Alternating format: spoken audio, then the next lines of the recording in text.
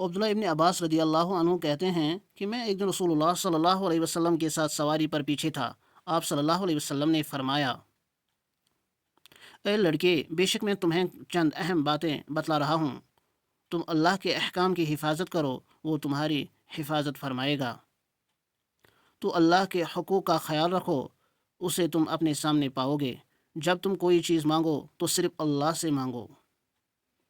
جب تم مدد چاہو تو صرف اللہ سے مدد طلب کرو۔ یہ بات جان لو کہ اگر ساری امت بھی جمع ہو تمہیں کچھ نفع پہنچانا چاہے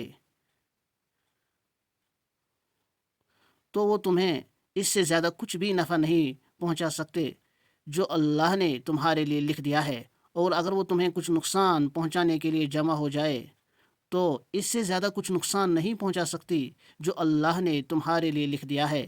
قلم اٹھا لیے گئے اور تقدیر کے صحیفے خشک ہو گئے ہیں۔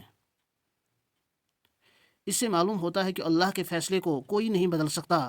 اللہ کے سوا کسی سے مانگنا، کسی سے مدد مانگنا شرک ہے۔ نفع و نقصان کا مالک صرف اللہ ہے۔ بندہ اگر اللہ کی طرف متوجہ رہے تو اللہ اپنے اس بندے کا خیال رکھتا ہے۔